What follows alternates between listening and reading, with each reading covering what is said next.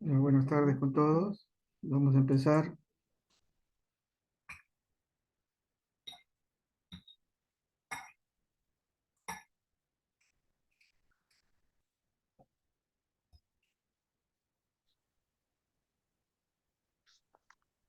El día de hoy vamos a tener dos clases. Voy a tratar de hacer bastante simple y terminarles con tiempo, ¿no?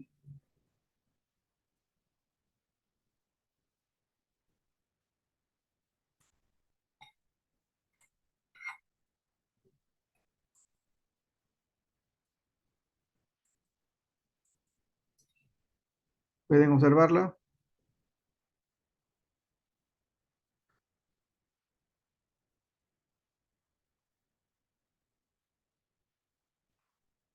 Sí, doctora. Ok, empezamos. Esta es la primera clase. Siempre empiezo para algo para que no olvidarnos, ¿no? Que es importante. Ahora, a pesar de que es una enfermedad respiratoria y siempre vamos a la parte pulmonar, una de las características es que muchos de los gérmenes que están en la parte otorrino son las que van a hacer las complicaciones en la parte neumológica. Por eso es un repaso aquí para que ustedes observen que hay los mismos gérmenes, la misma patología inicial en vías respiratorias superiores, y ahora tenemos a nivel pulmonar. Y acá vemos nosotros algo que anatómico, y viene lo que en realidad vemos generalmente los problemas, ¿no? Rinitis, que puede ser hasta por frío, ¿no? Y vemos que las mismas son las rinitis infecciosas, bacterianas, etcétera, alérgicas, eh, también de tipo ocupacional, van a ser las mismas que van a ocasionar también problemas respiratorios. Ahí están por etapa, como decía, estacional, ¿no? Etapa estacional, que es importante también tenerlo presente, porque también igual nosotros lo tenemos aquí en nuestro medio, ¿no? Hay patologías realmente respiratorias que es empezar del invierno, y patologías de otro tipo que también es estacional, ¿no? En otras épocas del año. Una de las cosas que definitivamente dentro de todo este pasaje lo vemos nosotros en la parte de otorrino, ¿no? Igual van a significar rinovirus, influenza, parainfluenza, metáfilo, neumococos y enterobacterias, que van a ser las mismas gérmenes que van a ocasionar problemas posteriores.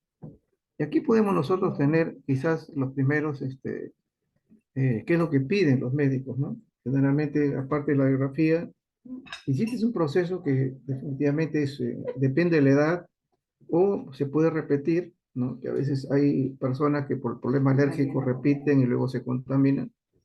Y lo que se estila generalmente es esto, ¿no? Hemograma, hisopado, nasal, no sé, en este caso, y se observa uno directo, eosinófilo, sí que fueron situación alérgica, y de tipo, pues, ligeramente bacteriana. Esto va en los cultivos y se puede ya puede ya uno determinar la forma como se va a tratar a este paciente, ¿no?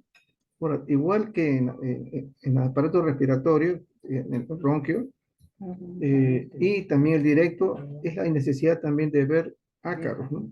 Que son también parte de nuestro medio ambiente, etcétera, y que pueden ocasionar también estos procesos constantes, ¿no? Y que van a determinar también una habilidad, pues, ¿no? Acerca de lo que significa la defensa inmune. Aparte de eso, la inmunoglobulina E, que es importantísimo tenerla presente, ¿no? En estos casos para determinar que no sea, pues, un proceso de tipo bacteriano o alérgico de inicio. Este es otro de los problemas en los niños, generalmente en niños lactantes, pequeños, tiene que ver más con la estructura fisiológica y anatómica, ¿no? De lo que puede ver en esta trompa de Eustaquio. Los riesgos definitivamente se ven ahí: tabaco, hay antecedentes familiares, hay problemas inmunológicos, déficit, cuando vemos que un niño tiene repetidas veces un cuadro respiratorio ótico que se repite, hay que ver la parte inmunológica, ¿no? Y esto con un simple hemograma y a veces hasta inmunoglobulinas pueden determinar realmente que este niño necesita, aparte de un antibiótico, otro tipo de tratamiento, ¿no? Hemos visto ahí sistema inmunológico de deficiencia, generalmente son niños que tienen ausencia de lactancia materna o que generalmente también hay esto, ¿no? ¿Cuál es la costumbre ahorita, no? Y es una de las cosas que puede significar a veces aleccionador o a veces que podemos decir, uy, se está hablando mal de esto, pero esa es una cosa cierta, ¿no? Al niño lo dejan, ¿no? Está tomando esto y mientras la otra persona, entre comillas, actualmente está con el celular y eso lo hemos visto nosotros, ¿no? Entonces este niño, lógicamente, hace un caldo de cultivo en el oído y provoca pues el tipo de elemento que en este caso es la otitis, ¿no? Y se dan cuenta, empiezan siempre con un problema también de tipo viral. Y nuevamente, los mismos gérmenes a nivel de aparato respiratorio, neumococo, influenza, estreptocopiógenes, y luego también tenemos algunos compromisos, ¿no? Y generalmente las otitis en adultos, mayormente son de tipo hongos y pseudomonas, que así quizás las enterobacterias también ingresan a eso, ¿no? Y eso tiene que ver también con otro tipo de situaciones que definitivamente lo vemos aquí, ¿no? Fue la utilización de algún instrumento para hacer limpieza del oído. También hay algunos problemas, no solamente ese tipo, ¿no? Sino también problemas faringeos constantes, ¿no? Que a veces provocan ahí el uso de antibióticos o tipo de tratamientos tópicos que no son médicos y que provocan la aparición pues, de estos tipos de problemas. Pero generalmente es el uso frecuente, ¿no? De esos palillos que utilizan a veces las personas para poder sacarse esas secreciones ópticas. Aquí definitivamente no hemos tenido casos de pseudomonas en pacientes ya adultos, generalmente también de tipo inmunológico, y se observa esto, ¿no? Hongos definitivamente bastante frecuente y algunas enterobacterias también que se hemos encontrado. En los niños generalmente encontramos más las gérmenes anteriores. ¿Qué se va a hacer? De todas maneras, como hay un paciente que tiene algún déficit, generalmente de ser problema diabético, de le pide su glucosa, hemograma, y esto proteína total y fraccionada, que es importantísimo poder ver, sobre todo las glulinas, ver esa eh, eh, forma de respuesta, ¿no? Y que realmente la parte inmunológica puede estar funcionando. Bueno, no era porque definitivamente igual, puede empezar como un problema de tipo alérgico, respiratorio alto, y el cultivo de secreción óptica. Y se han encontrado muchas cosas a veces. Igual, tenemos nosotros la amigdalitis, faringitis, y vemos los mismos gérmenes. O sea, no hay, quizás algunos van a aparecer en ese tiempo, ¿no? Como ustedes ven acá, inclusive hasta en estos casos, igual que en los problemas respiratorios altos, va a aparecer también el coronavirus, ¿no? Como parte de la rinitis o infecciones de tipo altas. Y acá vemos nosotros los mismos, ¿no? Rinovirus, coronavirus, que es algo que lo tenemos ya, no por ahora, por la pandemia, que es una variante, este es un coronavirus que es frecuente tenerlos en épocas de cambio de clima, ¿no? Adenovirus, influenzae, parainfluenza, Coxsackie, Steinbar, que se agrega y virus en sistema respiratorio. A esto se agrega todos estos gérmenes que vemos ahí a un costado, ¿no? Y que vemos alguna patología, inclusive oral, Candida, monoclosis, angina, Vincent, que normalmente son por problemas, mayormente la Candida, monoclosis, o sea, sobre todo las cándidas, el problema con inmunodeficiencia en paciente. Igualmente acá vemos qué es lo que se va a pedir frecuentemente en estos pacientes. Y vemos acá la ELISA, ¿no? Porque generalmente para observar que haya un problema y hay un antecedente, estos pacientes, cómo se inicia, porque no todos se inician frente con una amigdalitis tipo bacteriana, ¿no? Sino empiezan con un proceso ese respiratorio viral. Y si hay una repetición de esto, ya se le puede mandar a hacer algunos de estos virus que ahorita sí hay para hacer el diagnóstico. Y vemos nosotros ahí también, ¿no? Cuando los cultivos pueden ser negativos, se puede utilizar la reacción en cadena de la polimerasa, o sea, biología molecular, y si hay otro compromiso que puede agregarse, una grafía de tórax, y otro tipo de elementos también que van a provocar a veces alguna alteración cardiológica, ¿no? Y esto lo vemos en el caso de la difteria.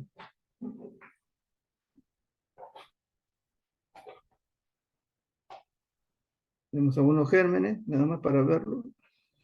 Y pasamos al adenoide, ¿no? Es una de las cosas que realmente nos ha...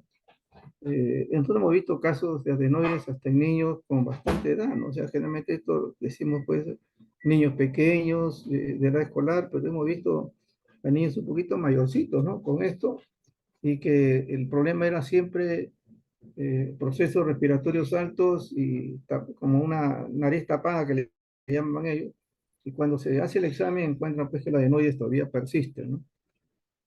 Pues esto definitivamente va a provocar también muchas situaciones de infección, etcétera, ¿no? Rinitis, etcétera. Y también los cuadros respiratorios, en este caso amigdalares, también van a comprometer la adenoide.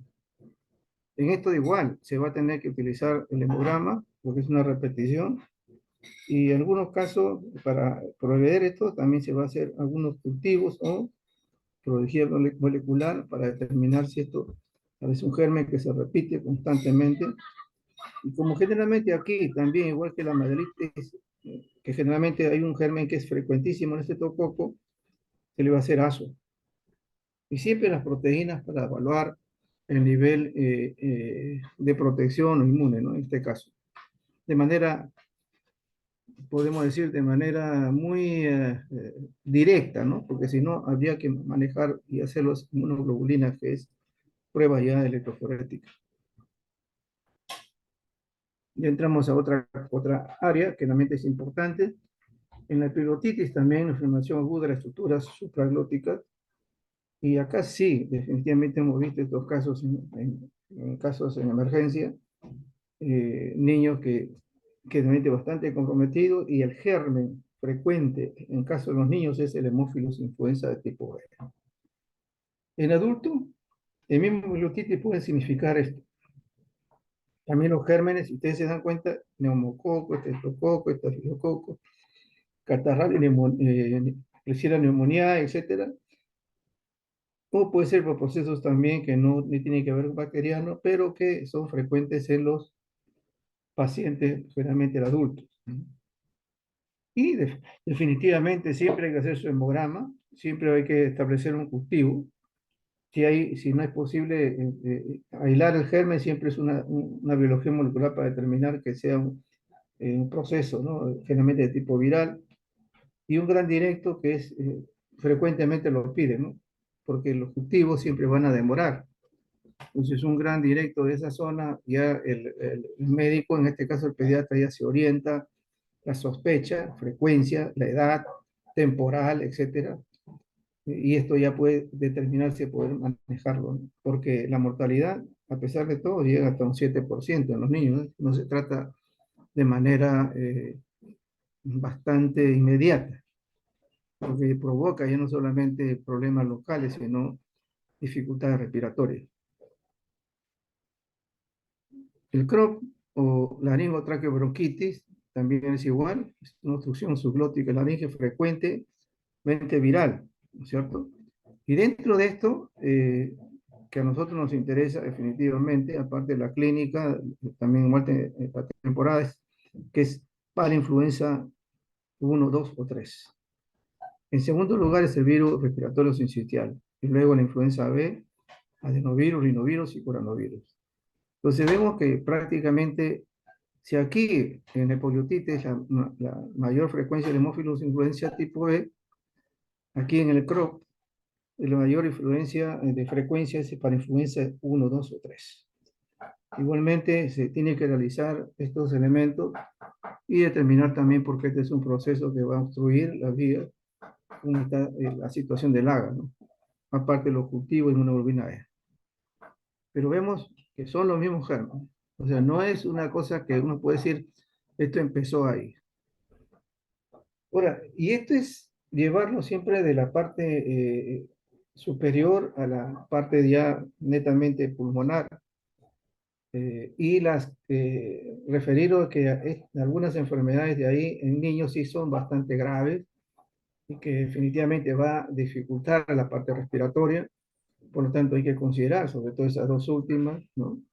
Que es importante conocerlas, ¿no? Y que tenerla presente. Ahora, ¿qué vemos nosotros en la bronquitis aguda? Que es otro de los problemas que nosotros también estamos apoyando en este caso, ¿no? Generalmente el diagnóstico por cultivo. Y ahí definitivamente hay algunas condiciones con respecto a las vías respiratorias que ustedes están viendo ahí, ¿no? Es una infección de la tráquea y bronquios, causan hiperemia, edema de las membranas mucosas y aumento de la secreción.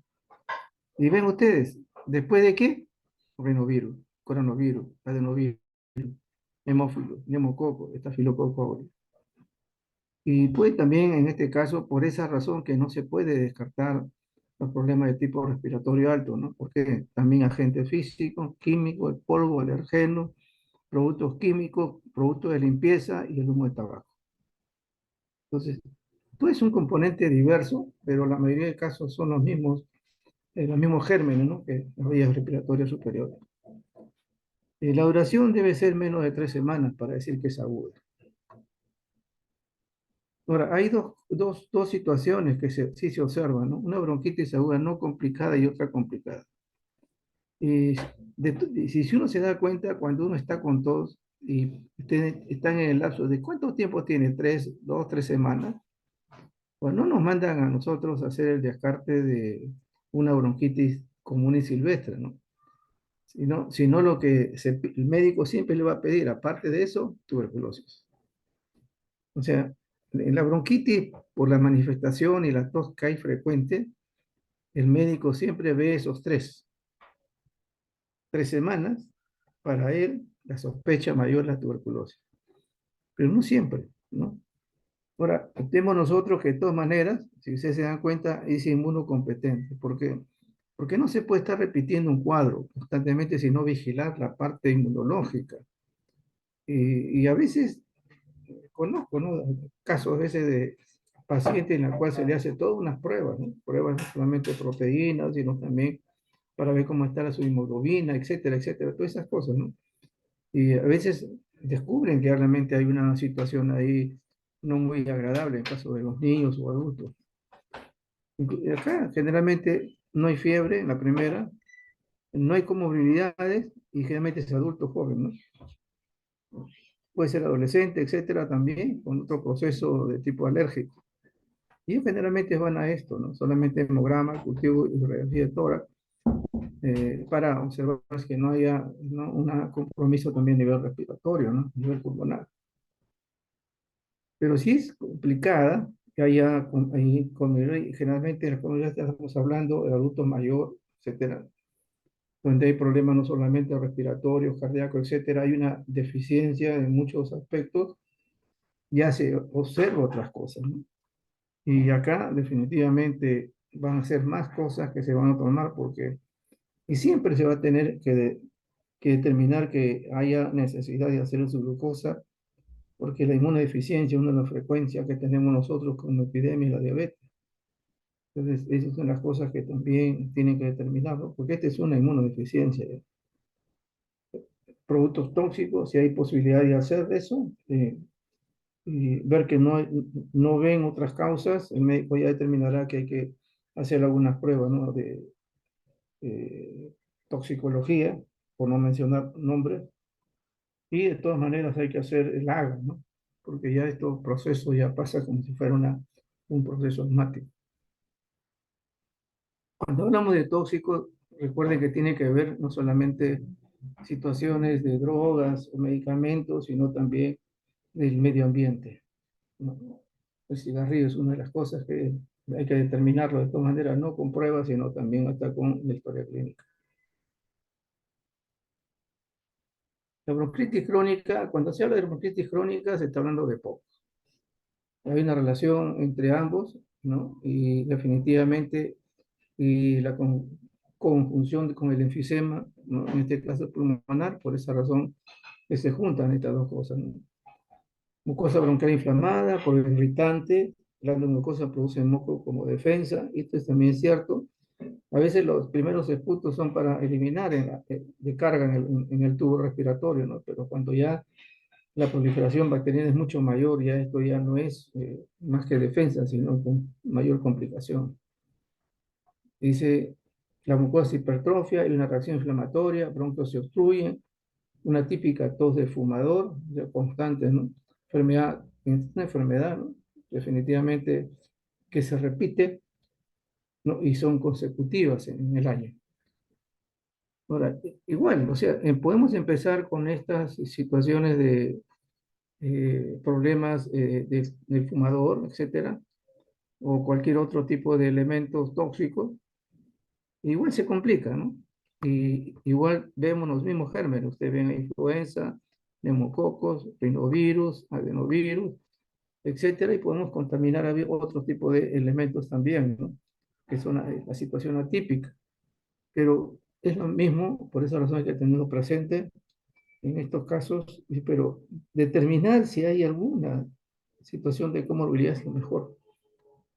Y alertarnos a aquellas inmunodeficiencias que también son importantes tenerlo presente. Por más que no sea respiratoria, eso está contribuyendo a que el cuadro sea mucho mayor o más grave. Y se menciona acá, en el EPOC generalmente, eh, dos pruebas que no son de laboratorio, siempre va a ser el rayos X y la espirometría. Y dentro de lo que es laboratorio hemograma, glucosa, deficiencia, urea creatinina, AGA, cultivo de esputo, serología. Cuando hablo de serología estamos hablando de otros elementos que no pueden ser cultivados, ¿no? Puede ser situaciones virales, etcétera. Inmunoglobulina E, la deficiencia también de alfa-1 antitricina, también provoca esta situación, y toxicología sería pues el producto, algún producto definitivamente contaminante, que también eso tiene que descubrirse a veces con la historia clínica o a otro laboratorio especial como el DIGESA, que sí puede endosar estos tipos de elementos que pueden provocar estas lesiones. Uno de los problemas definitivamente que hemos visto, y no nosotros, sino los pediatras, pero de ahí cogemos un poco el conocimiento de estas patologías, ¿no? Esta es una enfermedad que provoca una dificultad respiratoria, ¿no? Aguda, y generalmente de la estructura más pequeña, ¿no? En este caso, ¿no? Son las vías respiratorias inferiores. Y la mayoría del caso, el pediatra ya sabe porque hay un diagnóstico clínico, sabe que hay una prima infección generalmente respiratoria, como hemos visto, cualquiera de estos gérmenes, pero acá es uno frecuente. Hay fiebre, rinoría y tos, como si fuera una gripe. Son niños menores de 2 años. Y se observan, ¿no?, crepitantes, sibilantes y ausencia de otra causa, ¿no?, que pueda provocarlo. Entonces, ya hay una situación. Entonces, si sumamos, hay factores de riesgo que hacen más grave, ¿no? Y esta es una de las cosas que también ven ellos, ¿no? Prematuridad, edad menor de 6 semanas, hay displasia pulmonar, o sea, hay una alteración tipo broncopulmonar, fibrosis quística, lo hemos visto en antes con esas deficiencias, ¿no?, enzimáticas, hay un problema cardíaco y hay inmunodeficiencia también, de multitud de tipos. Entonces, esto va a provocar pues que hay un compromiso, en este caso, con... ¿Y cuál es el germen frecuente que se ve? El virus sincitial respiratorio. Es el que mayormente se observa, ¿no?, en esta patología. O sea, es el 70%. El resto, nuevamente, para influenza, adenovirus, influenza y micoplasma, que es también otro de los, podemos decir, bacterias, ¿no?, que no se pueden cultivar si no se hacen también por biología molecular. Ahora, y hay dos tipos, ¿no?, que han visto, bueno, ya en la parte epidemiológica, en parte de la estructura de laboratorio también, que cuando es una epidemia que se ve cada año es un virus respiratorio tipo A. Pero es una epidemia que tiene cada 2 años un virus respiratorio tipo B. Y ahí la presencia inflamatoria es vital, ¿no? Hay interleuquinas, hay factores de necrosis tumoral, etcétera, que son los que van a provocar necrosis, edema, extrusión de... Es un sinnúmero de cosas que hay, ¿no? Y ustedes ven ahí arriba, al costado, las características, ¿no? Que provocan una lesión por contacto, incubación de 2 a 4 días, etcétera. Y hay eliminación de estas secreciones con el virus, etcétera, pero acá lo que trata de cuidar el pediatra, o en este caso, ¿no es cierto?, los niños pequeños, es vigilar siempre la parte respiratoria, ¿no? Porque en el virus definitivamente no se puede hacer otra cosa, ¿no? Entonces, las pruebas que utilizan, si es que se quiere hacer un diagnóstico inmediato, simplemente son inmunofluorescencia. Y esto es, como he puesto ahí, una toma de muestra de este tipo, generalmente está localizado en ese nivel, o se puede hacer también pruebas de ELISA, puede ser de cultivo viral, o la biología molecular, que es lo que frecuentemente se puede realizar de manera inmediata también, ¿no? Aunque no tan inmediata, porque como la IFA sí se puede realizar de manera más inmediata. Hemograma, el AGA, reacción en cadena, pues, podemos decir el PCR acá, ¿no es cierto? Como parte infecciosa, la procalcitonina también que nos revela la infección. De todas maneras, como hay otras patologías que se agregan, no solamente estamos hablando de la frecuencia, ¿no? Pero también hay otros, y hay un compromiso bacteriano también. El hemocultivo es importante para no determinar que no sea otra causa, ¿no? Un examen de orina, un hemocultivo, radiografía de tórax. O sea, hay que descartar de otras áreas porque en caso de los niños, sobre todo pequeños, las otras áreas también va a ser comprometida. Recuerden que a veces cuando nosotros decimos solamente va a estar, no, un virus es sistémico, no solamente localiza en ciertas zonas, entonces podemos encontrarlo y puede haber otras alteraciones también que están mostrándonos que hay unas comorbilidades del paciente. El asma es un proceso, ¿no?, de hiperactividad crónica, pero es reversible. Hay condiciones, predisposición definitivamente múltiples en caso del asma. Ahora, nosotros qué nos interesa la parte de ver laboratorio? Acá sí es múltiple, ¿no? Nosotros hemos visto pacientes con asma en el cual se les pide un sinnúmero de elementos, ¿no?, para determinar cuál es el que está haciendo el proceso alergizante y que les hace un compromiso, pero al comienzo igual, ¿no? Es el hemograma, donde vamos a observar leucocitosis con eosinofilia, que frecuentemente se observa, y ver la situación, cómo está manejando de manera inmunológica, ¿no? La glucosa, calcio, perfil hepático, hay que hacerlo, urea creatinina, tenemos que ver que no haya otro tipo de situación ahí. Complemento, donde se va a ver también si hay una respuesta aquí, ¿no? Definitivamente, eosinofilia en esputo, si lo que se hace, de lo que él puede, pues bueno, escupir, se puede decir, o si no, se toma una muestra también nasal o conjuntival, ¿no? Secreción conjuntival y se observa con coloración de Wright, y esta coloración de Wright nos vemos ahí los eosinófilos. Entonces, es más alérgico, o el compromiso también eh,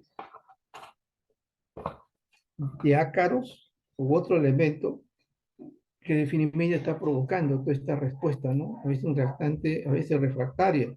Hemos visto pacientes ahí que nos piden a veces una y otra vez, pacientes que no, el tratamiento no lo superan.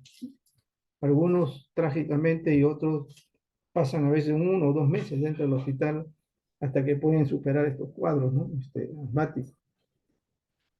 Nosotros sabemos también de esto, que hay pruebas de alergeno, y acá ahorita ya hay pruebas que se le hace a nivel de la piel, ¿no es cierto?, en el antebrazo, se le coloca ahí sustancias como el huevo, algunas sustancias ambientales, alimentos, etcétera, para poder observar si alguna tiene una reacción, ¿no? Y de esta manera esos alimentos son retirados para estos niños. Hay electrolito definitivamente, ¿no? Y lo que se ve también es, y ahorita sí se está haciendo, antes no se utilizaba, ¿no? Interleuquinas también igual, etcétera. Y lo que sí se estaba revisando era que a la hora que colocaban un alergeno, le pedían inmunoglobulina E también. Esto ayuda mucho a hacer una comparación por cada alergeno, ¿no? Para determinar la mente si es por esa razón evidente que está provocándose en cuadro asmático el paciente. Hay que hacer una parasitología porque definitivamente también estos cuadros provocan este tipo de situaciones. Y ya visto, ¿no? Pacientes que empiezan hasta con una lumbricoide, el cultivo de esputo, que es frecuentísimo por la contaminación. Y al costado le hemos visto que algunos elementos ahí que suceden y que son causa de este despertar de este problema asmático. Ahora, ¿qué nos interesa a nosotros en términos de neumonía, ¿no? Que ya es algo que ustedes en la parte clínica lo van a ver. Cuando es una neumonía intrahospitalaria, generalmente está a 48 a 72 horas, etcétera, virus inicial respiratorio, pseudomonas, coli, klebsiella, hemófilos, etcétera. Acá, aparte de algunos virus, se está agregando todas las evidencias de, ¿no? Bacteriano, hongos, etcétera, y tuberculosis. Cuando hablemos de una neumonía de tipo comunidad, generalmente tiene que ver con situaciones de contaminante, el tabaco, alguna enfermedad, comorbilidad que se tiene, y generalmente son pacientes de mayor edad. Y los gérmenes por frecuencia, ¿no? No estamos hablando que son los únicos, por frecuencia es neumococo, micoplasma, clamidia, virus sincicial respiratorio, hemófilos, enterobacterias y nuevamente tuberculosis. Entonces, eso no se puede negar en términos de lo que significa un proceso neumónico. Y acá vemos algunas cositas, pero el laboratorio nos interesa. En el hemograma, así es, indistante, ¿no? A veces uno dice, este es no, recordemos que en el laboratorio hay una diferencia en que una persona joven, un niño y un anciano, a veces no hay respuesta en el anciano y puede ser hasta baja, ¿no? Pero se ha visto esto, que hay estos compromisos que puede haber leucopenia o leucocitosis. Puede haber también anemia, en este caso con un hematocrito bastante bajo, menor de 30, y eso tiene que ver porque hay un cuadro ahí de desnutrición del paciente que sobre todo es anciano.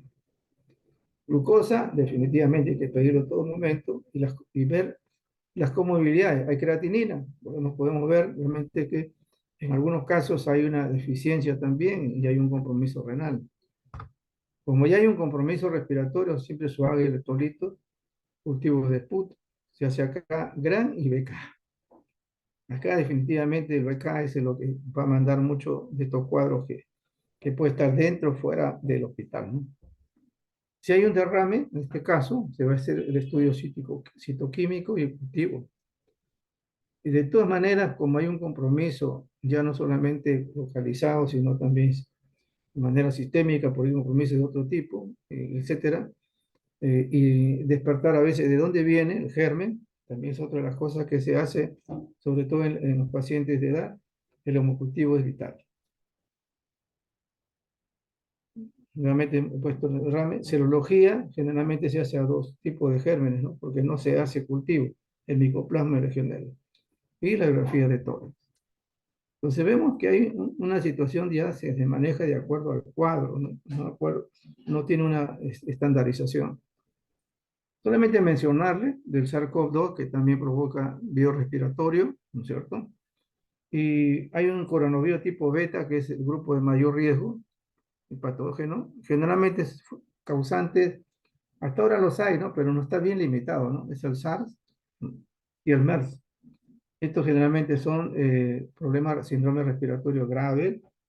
Felizmente no han venido acá, ¿no? Hemos tenido nosotros una variante también de ellos, pero esto es lo que se observa. Esto van a tener una clase con la doctora, así que solamente lo menciono. Y por último, la tuberculosis, ¿no? Enfermedades multicontagiosas, etcétera, que lo vamos a revisar también cuando veamos alguna patología en el caso de nuestro medio, ¿no? Ahí vemos nosotros algunos datos, ¿no? Eh, la tuberculosis está bajando, lo que está aumentándose son los drogos resistentes. Y eso es lo que realmente está teniendo la preocupación, ¿no? Porque ahorita, el 2015, ahorita estamos ya en el 2021, hay datos que se han perdido con esto de la pandemia, pero en estos años ya se está volviendo otra vez, ¿no? Y de verdad que es un problema para nosotros, ¿no? Porque somos el segundo a nivel de América y uno de los tantos a nivel del mundo también. Eso lo vamos a ver ya con tranquilidad, así que no voy a mencionar solamente que hay, la mayoría de los pacientes con tuberculosis multiresistente, estamos hablando de multidroga resistente o extremadamente resistente, tiene que ver con estos elementos, isoniazida, rifampicina, etc. Actualmente ya para hacer el diagnóstico de problema tuberculoso ya se cuenta con biología molecular prácticamente en cada hospital, ¿no? Y se puede hacer resistencia también ante antituberculostático, ¿no? Entonces, esto se puede tener de un día para otro, ya no esperar para saber si realmente esto es positivo o no. No hay que esperar 45 o 60 días con un cultivo y otros más con resistencia. Acá ya definitivamente 24 o 48 horas ya tienen el diagnóstico como también la resistencia en estos casos, ¿no? Sobre todo la tuberculosis, que ya es una situación que se está manejando antes de la pandemia. Y de verdad que hemos visto muchos de estos casos, ¿no? En este tema.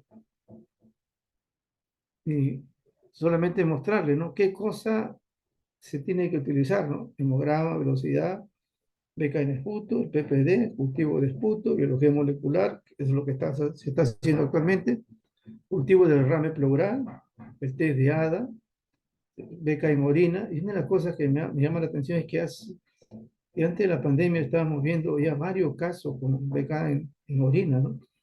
Que antes definitivamente, por lo menos en mi hospital, no se veía tan frecuente, ¿no? Y para mí ya me comenzó a preocupar.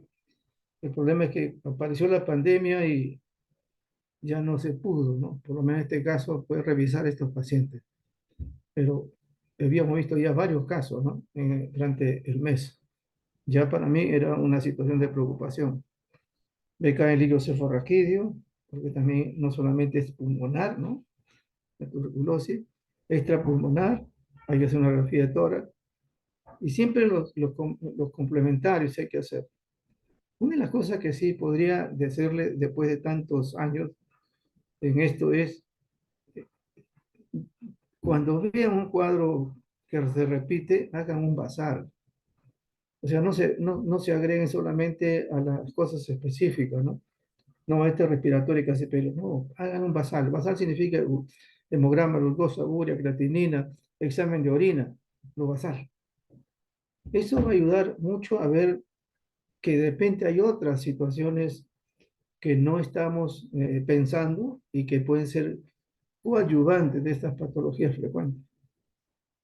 Algunos están agregando este problema, todo lo que son marcadores hepáticos, ¿no? Porque es lógico, dentro de eso están las proteínas y globulinas. Entonces, esto de acá es importantísimo, aunque no pensar de que sea ahora como pensábamos antes, no, muy caro, ¿no? Mucho costo el paciente. Yo pienso que el costo no significa plata, sino el costo significa que su vida sea mejor y que la salud pueda recuperarse prontamente, ¿no? Esa era la idea que por lo menos todos estos años hemos visto, ¿no? Y solamente mencionarle esto, y ahí con esto vamos a hacer la otra parte. El cigarrillo no solamente produce cáncer, no solamente al respiratorio, ¿no? Y ahí vemos nosotros. Está relacionado a muchos problemas orgánicos. ¿Ok? Entonces, ese es el peligro que se puede tener. Esto definitivamente no vamos a conversarlo, nada más que solamente mostrarlo. Es una causa también de los problemas bronquiales repetidos, el EPOC, etcétera, el asma. Entonces, es de evitarlo, definitivamente. Debería ser evitado totalmente, ¿no? Porque esto provoca un daño no solamente a la persona, sino todo alrededor. Ok,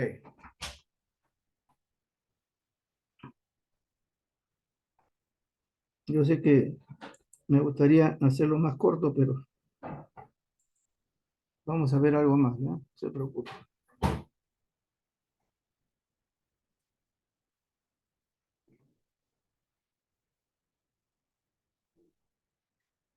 El asunto es dónde lo he dejado. A ver, voy a ver acá. No,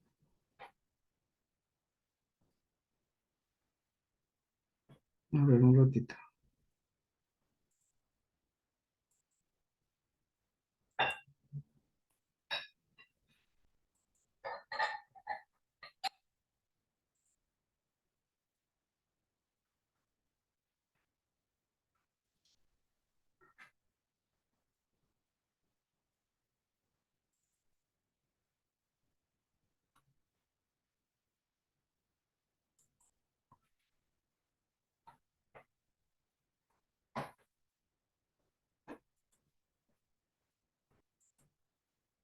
Ok, acá está.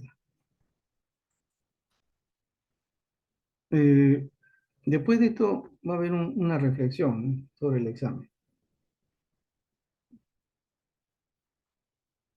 ¿Están viéndolo, no? ¿Sí? ¿No?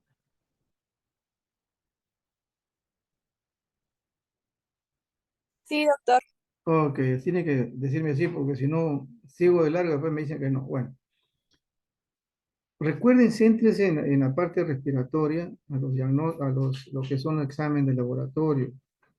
En los exámenes les puedo solicitar a ver qué prueba de laboratorio usted va a realizar en un paciente con una anomalía tipo tuberculosa. Entonces, usted tiene que agregar todas las posibilidades en ese caso, ¿no? Hasta un derrame pleural. Entonces, no se pueden agregar solamente dos o tres cosas, ¿no? Entonces, lo que otra parte de la parte clínica, que ustedes deben de conocerla mejor que yo, eso está bien, hay que conocerlo para determinar qué tipo de paciente. Ustedes están viendo ahí que hay gérmenes que son frecuentes en ciertas patologías, tanto de niños como de adultos, hospitalarios o no hospitalarios. Porque eso sí hacemos nosotros el apoyo epidemiológico al médico, ¿no? Entonces, esas cosas sí no deben perderse, esas son cosas que sí debemos conocerlo totalmente. Ahora, en este caso de las enfermedades autoinmunes, hay muchas situaciones, ¿no? Esto es para que ustedes lo tengan presente, lo vean, ¿no? ¿Cierto? Sería bueno, ¿no? Es bueno conocerlo, ¿no? Y que la autoinmunidad tiene que ver con muchos aspectos. Una de las cosas que leí fue esto, ¿no? Me llamó la atención. Se conoce, y quizás al final, esto lo lean con tranquilidad, que hay microarrays alterados, ¿no? En líquidos, tejidos afectados, enfermedades autoinmunes, y que quieren utilizarlo como biomarcadores. ¿Qué sucede? Supuestamente, y lo que dicen ellos, porque ahorita están en este trabajo, están haciéndolo con ratones, que hay un gen que regula la respuesta inflamatoria, ¿no? Está en necrosis tumoral, contra patógeno, interferón, digo, ¿no? Bueno, eh, y enfermedades autoinmunes. ¿Qué cosa es lo que ellos veían, no? Ellos veían de que eh, parte de la estructura las mitocondrias, el ARN salía. Entonces, los elementos de inmunológico lo ven, y como algunos estaban mutados, ¿no? Lo ven como si fuera extraño y comienzan a destruirlo. A mí me hizo pensar esto con el ARN que nos han puesto con las vacunas, ¿no? Ese ARN ya está metido dentro de la célula. Recuerden que el ARN, igual que cualquier tipo de molécula proteica, tiene siempre un ritmo como digo, de mutar, ¿no? Ojalá no mute acá en 50 años, ¿no? Porque definitivamente es como si tuviéramos nosotros la enfermedad dentro, aunque entre comillas, podemos decir que nos está defendiendo. Entonces, lo que está viendo es que ahí hay un asunto, ¿no? De enfermedad inmune que empieza dentro de la célula a través del ARN mitocondrial. En el caso del LES, el ADN mitocondrial aumenta y no se puede eliminar, dice, ¿no? O sea, y esto definitivamente está hablando del ADN no normal, ¿no? Por si acaso, pero es nuclear. En los fibroblastos también hay fuga de ADN, de tipo, esto en la mitocondria, y activa receptores inmunológicos, provoca el daño, porque no está en su lugar. Igual también, en el macrófago se activó un receptor de ARN, y probablemente esto es debido a que también va a provocar las interleuquinas, ¿no? Y lo último es que estos, estos elementos que están saliendo lo quieren convertir como biomarcadores para diagnóstico, pronóstico y actividad de la enfermedad. Se ha visto que al bloquear este gen, RGM1 en los ratones, por lo menos se cura una de las patologías autoinmunes, el Sjögren. Es lo que está ahorita, ¿no? O sea, ya no estamos hablando de que hay otros elementos, sino a nivel estructural, ARN, ADN nuclear, está siendo, podemos decir, digerido, ¿no? Y eso provoca que cada cosa que haya hay una respuesta inflamatoria muy, muy excesiva, y esto provoca las enfermedades autoinmunes. Eso sería bueno que lo lean con tranquilidad, porque esto definitivamente está siendo ahorita bastante estudiado, ¿no? Ya a nivel molecular. Que hay una enfermedad interesante es, y estoy remarcando, una enfermedad autoinmune donde hay una anemia megaloblástica, como se les pedí en esto del examen, cuando tengan macrocitosis, ¿no? Es una anemia macrocítica, estamos hablando de una anemia megaloblástica, ¿no es cierto? Será aceptado esa respuesta, pero irá a calificarlo, ¿no? Bueno, acá es por qué, por déficit de vitamina 12, pero es secundaria la deficiencia del factor, en este caso, en deficiencia del IFC interno, ¿no? Factor, en este caso, a nivel de la absorción, se puede decir, ¿no? El factor eh, que es una glicoproteína, y vemos nosotros que está producida y secretada por las células parietales. Esta es la que se une a la vitamina B12, ¿no? Y le facilita el transporte a nivel del hilo terminal. Ahora, sucede que hay anticuerpos. Estos anticuerpos se presentan contra el factor. Inhibe esa unión del complejo, por lo tanto impide la absorción de vitamina B12. Y ahí viene esta anemia megaloblástica, y también recuerden que esta anemia megaloblástica, deficiencia en vitamina B12, da también problemas de tipo psicótico, ¿no es cierto? Hay un problema de ahí parecido a Alzheimer. Eso uno tiene que descartarlo. Hay una gastritis autoinmune, lo que vemos ahí. Hay una cloridia, igual disminuye la absorción, aparte del otro. Y hay patologías, ¿no? Por eso una de las cosas que a veces nos es eh, preocupante, ¿no? Los colegas a veces no solamente están hablando, mira, tiene un problema gástrico, ¿no? Atrófico, sino comenzar a ver otro tipo de situaciones que se agregan, ¿no? Y se sabe que hay patologías conjuntas con esto. La diabetes, tiroides Hashimoto, generalmente el vitíligo. Generalmente siempre se le va a asociar a la diabetes o a la tiroides Hashimoto, que son frecuentísimos que se observan. Ahora, cuando hay déficit de vitamina B12 y también se eleva la homocisteína, esta situación provoca daño en sustancia blanca. Y como usted, deterioro cognitivo y demencia, ¿no? Y esto es debido al déficit de vitamina B12. Ahora, ¿qué es lo que nos interesa a nosotros? Ustedes están viendo acá anemia megaloblástica, hay problemas digestivos, neurológicos, ¿no es cierto? Y entonces hacemos el laboratorio. En el hemograma vamos a ver anemia macrocítica, podemos tener pancitopenia y trombocitopenia, aisladamente, ¿no? Entonces, Aquí estamos hablando ya de una anemia megaloblástica. Se observa la vitamina B12 también con déficit y también déficit de folato. Ambas están juntas. Hay un porcentaje también se ve fierro bajo, ¿no es cierto? Y un volumen corporal medio normal. Y eso tampoco hay que descartarlo porque hay que observar al paciente. Generalmente son pacientes ancianos, ¿no? Hay jóvenes también, ¿no? Pero también es capacidad de fijación del hierro, la ferritina, recuento reticulocitos, está disminuido, proteína de sangre periférica, que este es vital. Yo diría que más que un hemograma es esto. ¿Por qué? Aquí van a describir todos los elementos, macrocitos, neutrófilos con hipercementación. Y esto significa que hay una déficit de fierro, hay un conjunto, ¿no? Anisocitosis, poiquilocitosis, hipercementación, que generalmente está ahí. ¿Qué se pide para, esto es la parte más visual, ¿no? ¿Qué se pide ya específicamente para ver esto? Anticuerpos contra el factor, anti-IFE, anticuerpos anticélulas parietales y la castrina sérica. Ahora, se puede agregar, si es que hay un, como le decía, pues no, no todo sale como quisiéramos, el ácido metilmanólico, no sé, el MMM, es sensible, más específico, y se eleva solo, en este caso, cuando hay déficit de vitamina B12. La homocisteína, que hemos mencionado también ahí, y la biopsia.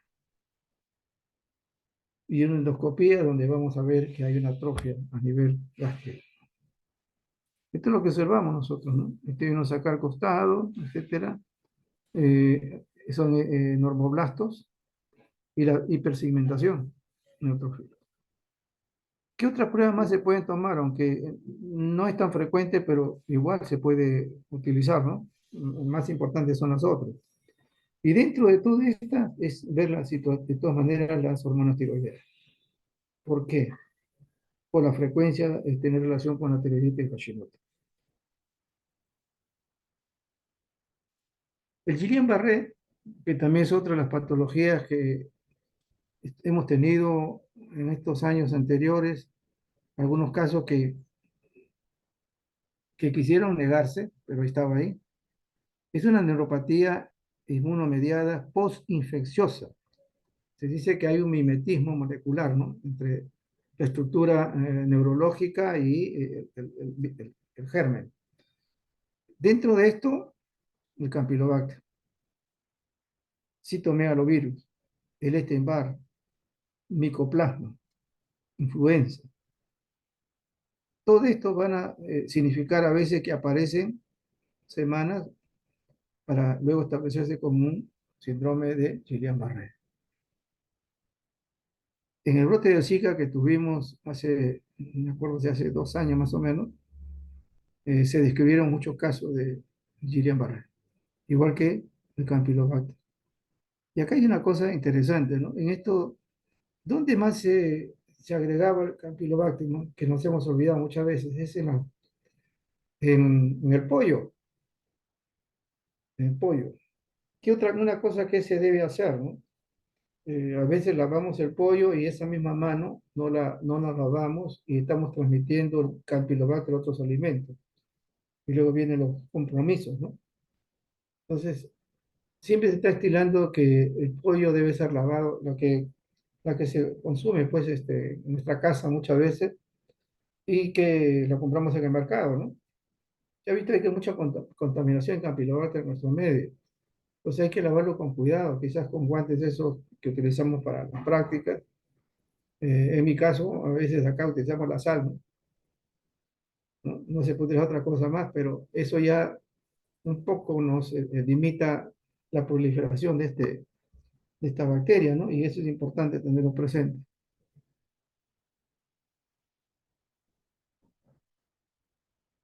¿Qué se debe hacer?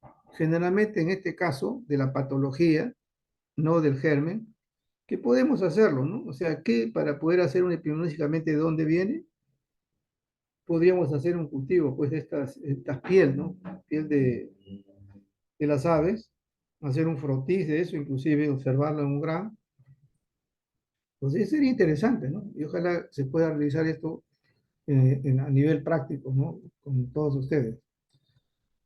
En el líquido cefalorraquídeo va a haber la disociación albumino-citológica. O sea, va a haber más proteínas y menos citología. Es como decir, ¿no? En lugar de tener 50, 100 leucocitos, tengo más que 4. Y las proteínas que son, podemos decir un término, ¿no? 10, ahora tengo 100.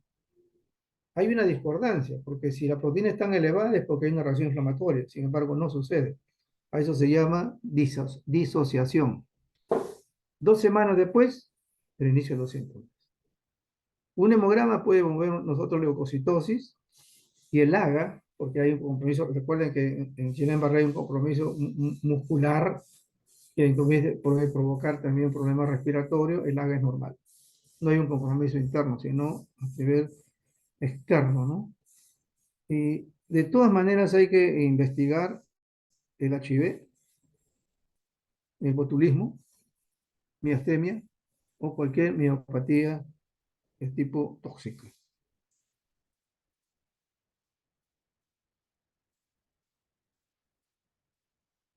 Y luego ya son elementos que podemos tener en cuenta también en caso de ustedes, algunos van a ser infectólogos, ¿no? Acerca de los anticuerpos gangliosos asociados, que eso definitivamente no lo hacemos.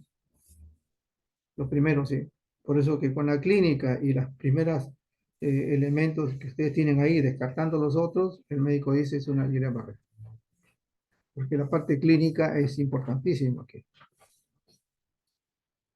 ¿Qué hay con la enfermedad celíaca, ¿no? Que también es otra de las cosas que se está viendo últimamente, que hay muchos médicos que nos dicen, ¿no? Esas colitis, ¿no? Eh, nerviosas, ¿no? Que a veces tienen los pacientes, ¿por qué no se hace el descarte de enfermedad celíaca? ¿Cierto? Entonces, y de verdad que a veces no se hace, porque esto, exposición al gluten va a provocar una situación, puede ser genética, hay diarreas frecuentes, etcétera, dolor abdominal y puede haber sangrado. ¿Y qué sucede? Hay autoanticuerpos contra la transaminasa. ¿Dónde está? En mucosa del intestino delgado y en tejido intraintestinal. Y se le hace la biopsia, porque acá es vital hacer la biopsia.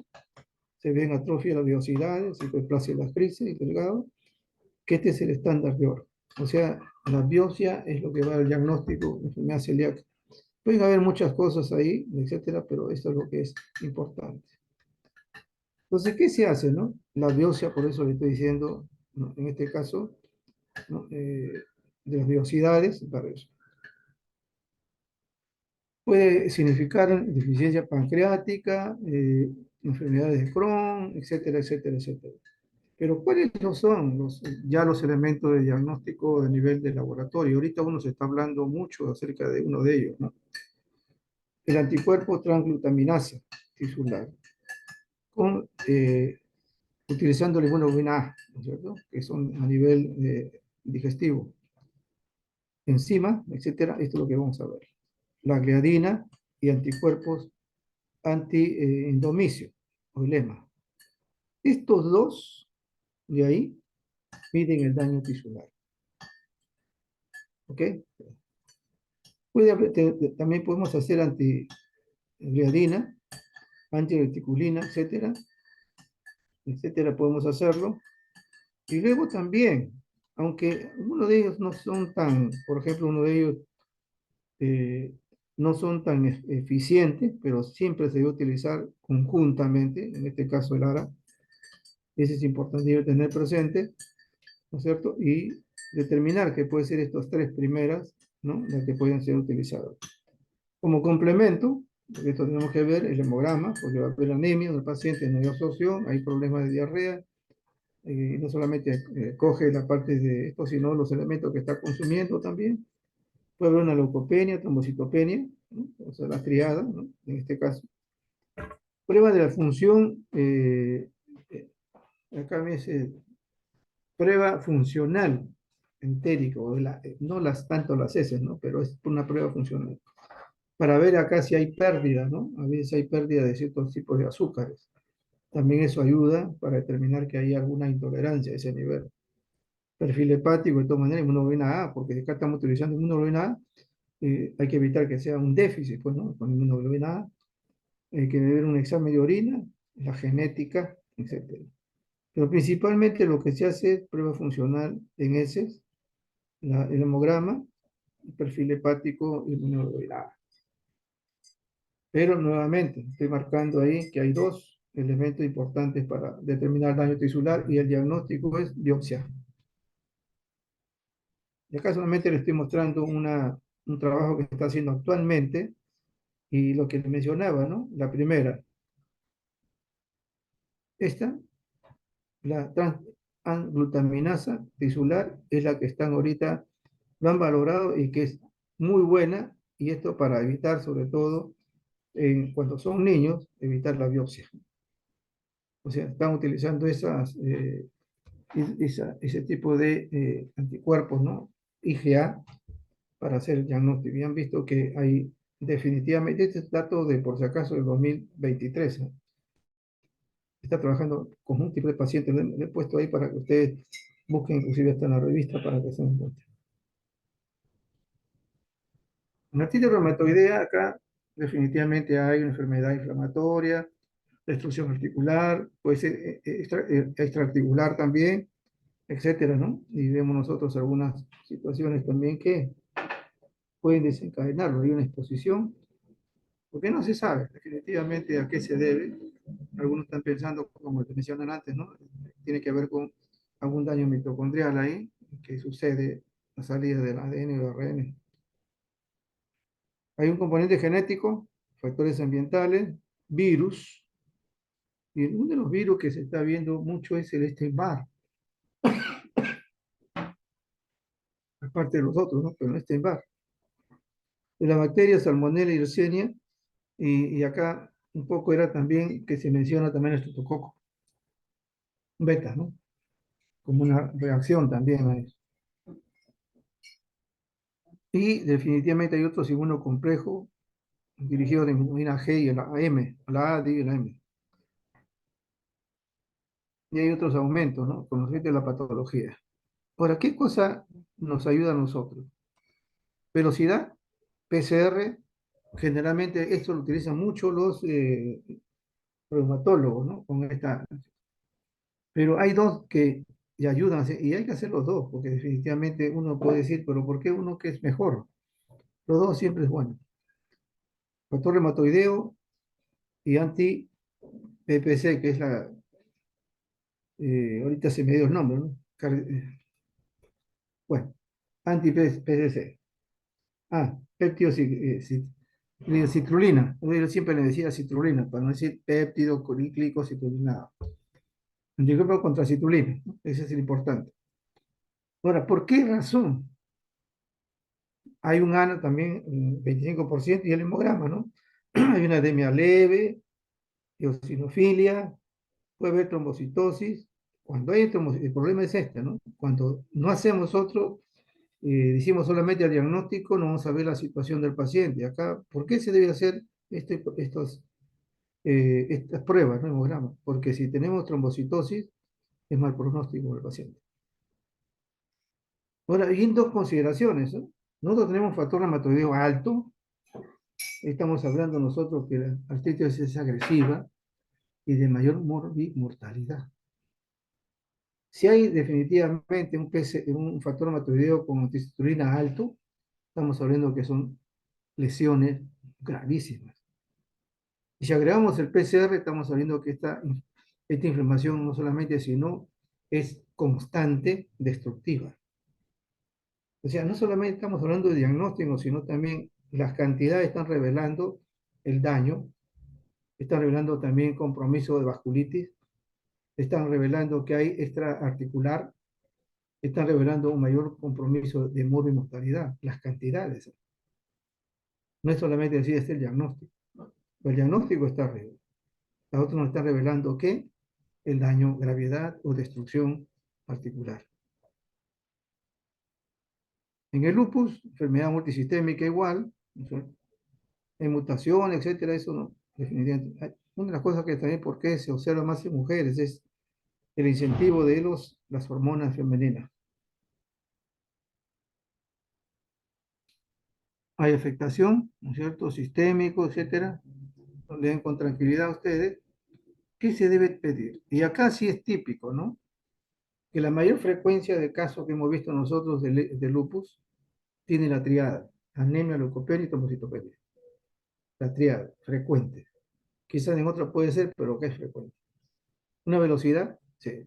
Y otra característica, tiene un BDRL, serológica de sífilis, falso, positivo. No es que el paciente tenga sífilis, sino que así sucede. Porque hay un componente de cardiolipina ahí. Por lo tanto, eso va a fijarse porque también hay un compromiso de fosfolípidos en esta patología, ¿no? Entonces, BRL falso positivo. PCR va a estar elevado, definitivamente, y cuando está elevado, puede significar también compromiso que va a haber mayor problema articular. Por eso le digo, no solamente el diagnóstico, sino también el estado funcional del paciente. El examen de orina hay que hacerlo porque encontrar proteinuria estamos hablando que hay una lesión renal. Urea creatinina es hepática porque va a haber la pérdida de proteína, va a haber hipoalbuminemia. También pedir también como placa hepática y vamos a ver que hay aumento de colesterol. Pruebas de coagulación pueden estar prolongadas porque muchas de estas cargas son fosfolipídicos. Lo vamos a ver después, ¿no? O sea, hay también compromiso de este nivel. Criogobulinas, la presencia va a precedir ya en la sintomatología del LES, la clínica del LES. Hay un CUMS directo porque va a haber también problemas de tipos de anemia hemolética, fierro y ferritina elevada. Dentro de las pruebas específicas, dos son de ellas, el anti-DNA y el SM. Estas dos pruebas son prácticamente, como diría, el 90 y tanto por ciento de diagnóstico del paciente con lupus. El resto se puede agregar porque va a significar algunas situaciones también específicas. El anti-DNA y SMA son vitales dentro de lo que significa el ANA. Una extra es el lupus neonatal. Y generalmente en este lupus neonatal tiene que ver dos pruebas, ¿no? El anti-RO y el anti-LA. Son estas dos pruebas que determinan luego de la sintomatología del paciente que tenga, y estas nos van a dar el diagnóstico de lupus neonatal. Para que lo vean, estamos terminando. Síndrome de Sjögren, trastorno, y una característica. Esto lo hicimos en práctica y siempre les digo a los chicos, ¿no? Lo que dejo en la mesa, examínenlo. Eso significa que no examinen el celular, porque a veces hay que, ¿no?, jalar las orejas también, que no estén con el celular. Pero ahí en las mesas siempre se deja las cosas que van a utilizar, y eso significa la cuestión médica, pues, ¿no? Yo tengo que revisar a la paciente, no solamente decir, tiene un lunarcito aquí, no es así. O sea, por eso le digo, revisen las mesas. En la mesa estamos dejando todas las pruebas para que se haga el diagnóstico. Y una de las cosas, no voy a decir cuál porque las voy a repetir, la dejé en la mesa. Y ese era el diagnóstico. Y no lo veía. ¿Se dan cuenta? O sea, ¿por qué? Tenemos que incentivarnos a ser muy observadores de toda la estructura, en este caso podemos decir estructura del paciente, y eso nos va a ayudar a nosotros a hacer el diagnóstico. Pues si no conocemos eso, definitivamente lo que vamos a encontrar ahí no vamos a saber por qué. Si yo dejo una cajita ahí de antibióticos, nada más, ¿qué le podemos decir? No le voy a decir nada. Entonces, ¿de qué estamos revisando? Un problema hemolítico. Entonces ya, bien, ¿cuál es la causa? Y la causa está justamente en ese medicamento. ¿Se dan cuenta? O sea, eso hay que relacionarlo. Relacione lo que hay, relacione la clínica, relacione la observación, relacione lo que están en medio, ¿no? Y eso ayuda a nosotros a tener un mejor diagnóstico, no solamente la parte clínica, ¿no? Ahora, en síndrome de Sjögren, ¿cuál es lo importante, no? Un trastorno autoinmune sistémico presenta con frecuencia síntomas secos. Sequedad, ojos, boca, inclusive los animales, no solamente hasta vaginal, ¿no? Por si acaso también se observa esa sequedad vaginal, por eso que también molestes ahí. Hay afectación extraglandular, Hay secundarias también, su provisión con otros, en este caso, por eso le mencionaba tanto lo que sale ahí, algunas coagulación, etcétera, semejan mucho al lupus. Generalmente es muy relacionado al lupus más que al artritis reumatoidea. La etiología es conocida, pero miren ustedes, en antes mencionamos el Epstein-Barr. Ya como estamos viendo, ¿no? Hay una relación también, no solamente que en la etiología, sino también de tipo viral. Pues es interesante, ¿no? Tenerlo presente también en esto. Ahí está la figura, algunas patologías que lo van a ver con tranquilidad ustedes, no solamente, y diagnóstico. Aquí, definitivamente, como una observación, hay que hacer la historia clínica, ver si hay alguna artropatía simétrica, erosiva, etcétera, ya estamos descartando. Afectación aquí. Saliva, una cialografía, gammagrafía, sequedad ocular, la prueba de Schirmer, ¿no? Schirmer. Este es de Rosa de Bengala. Generalmente la que más utiliza es el Schirmer. Perfil hepático hay que ver siempre las movilidades, gamma globulina, electroforesis aumentado, factor reumatoideo, pues hay una relación con la artritis reumatoidea. Se cae elementos discretos, ¿no? De manera discreta, muscular. ANA positivo, en el 80%. Lupus, no, si no ven ahí que haya una situación seca, estamos pensando en lupus. Pero hay una relación, sí, una relación. Y hay dos pruebas que se utilizan igual, ¿no? Como en el caso de neonato, anti-RO y anti-LAS. Ya tenemos nosotros la clínica, factor reumatoideo y el ANA. Y miren cómo se asemeja, ¿no? En el hemograma puede haber leucopenia, anemia, y si es de carácter hemolítica, se va a relacionar siempre con dos patologías, ¿no? Artritis reumatoideo y obes. Velocidad sí, elevada y PCR normal. Miren, velocidad elevada y PCR normal. Porque hay elevación de qué? Necrosis tumoral, ¿no es cierto?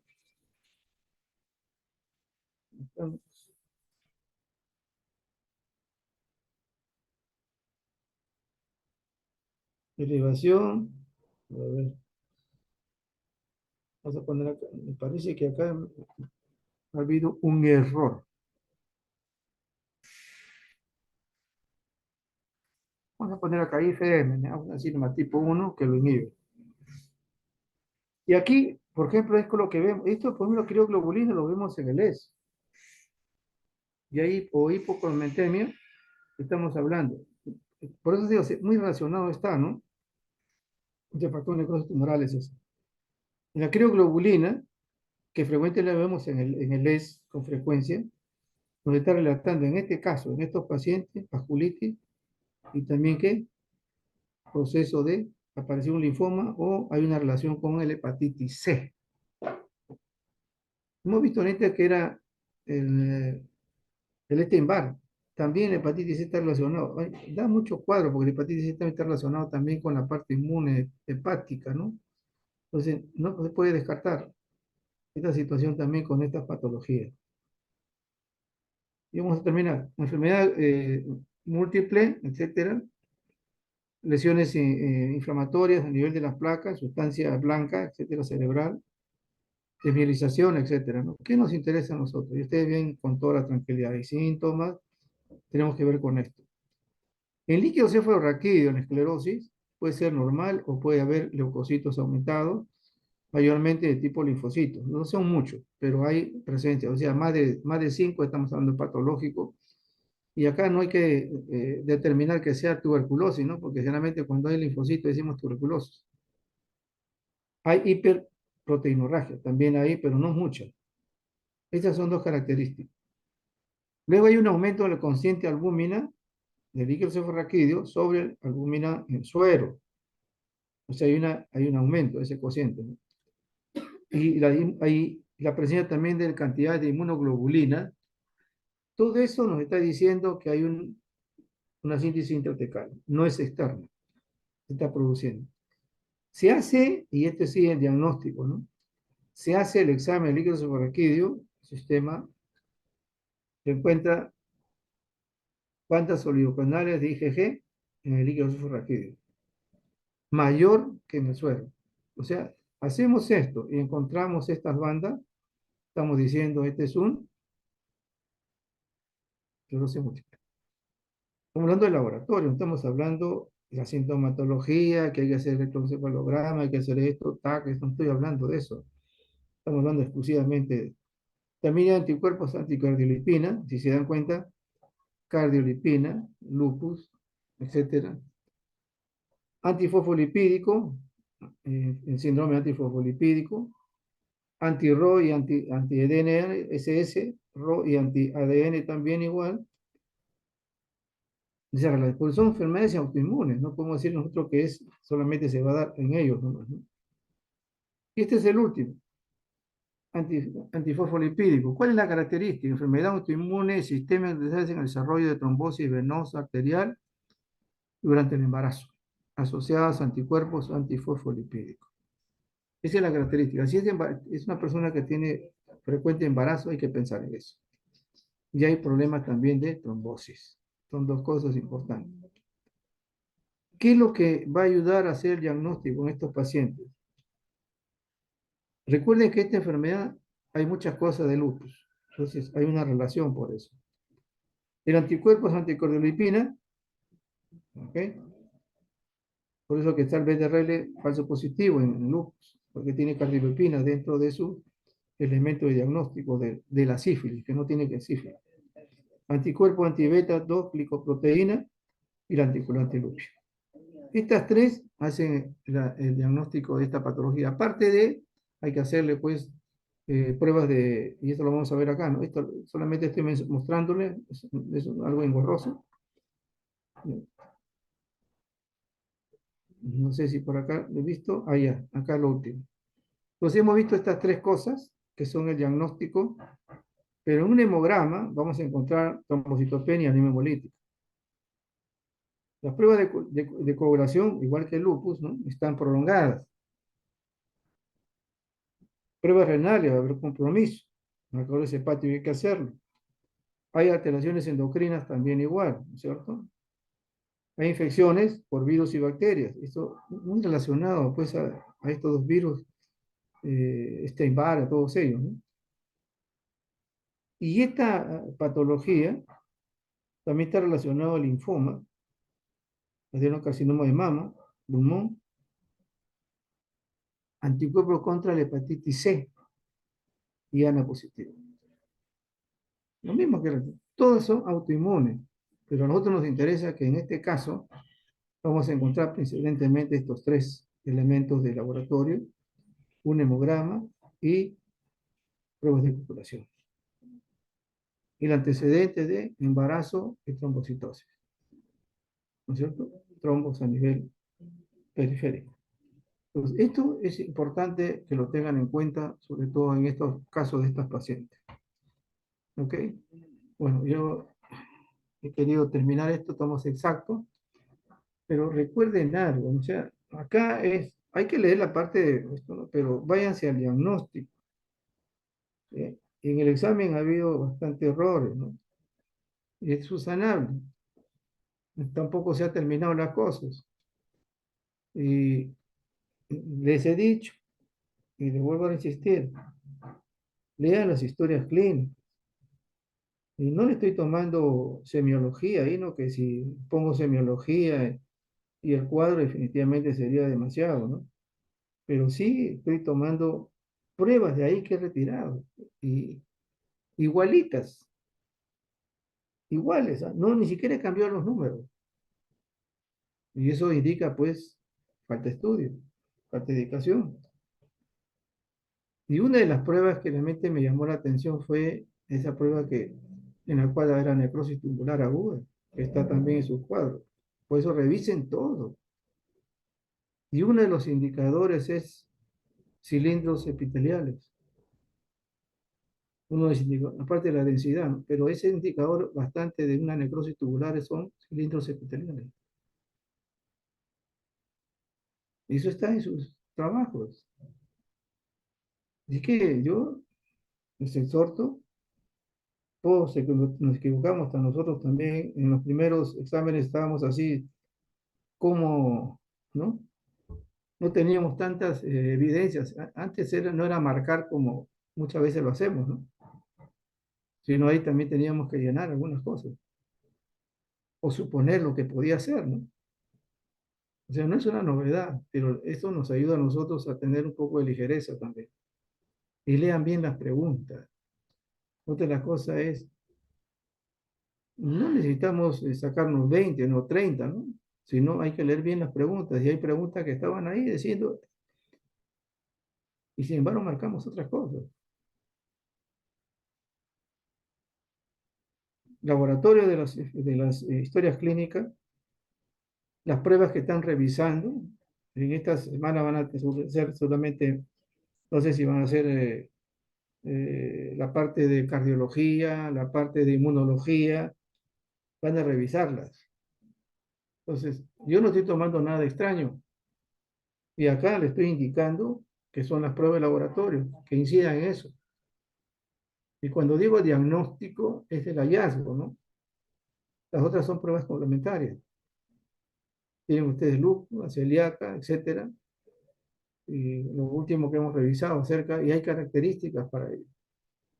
Eso es lo que tienen que revisarlo. Y ha habido notas muy buenas como también bastante bajas. Así que les incentivo, ¿no? Que ustedes puedan estudiar. Yo le voy a recomendar también a sus docentes que puedan repasar ahí cada prueba, o sea, inclusive hasta hacer un ejemplo de cada presentación que tienen ustedes, ¿no? Incidir en algo de ahí, porque eso es lo bueno. Y en las prácticas hay cosas que se ha tomado, ¿no es cierto? Y una de las preguntas fue el aspecto, y de verdad que mencionaba que ahí eh, todo lo que significa, ¿no? Célula, germen, todo.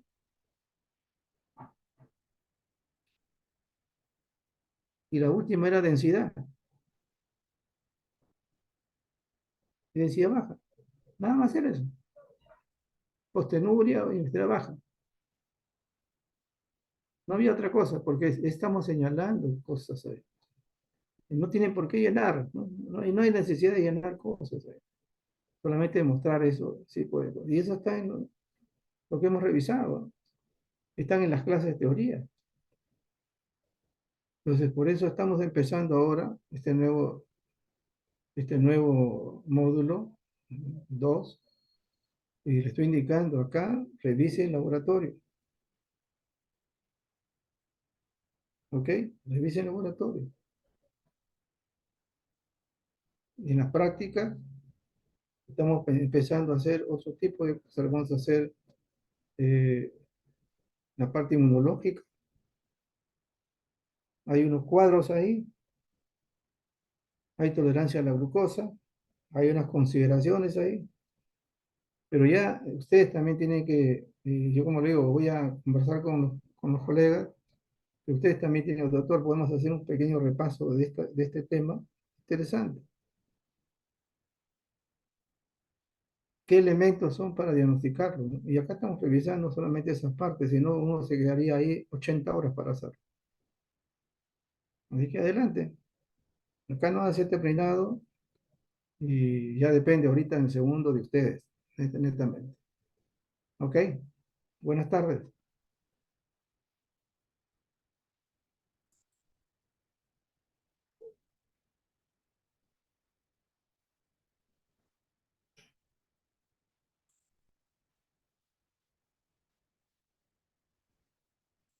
Ok, buenas tardes.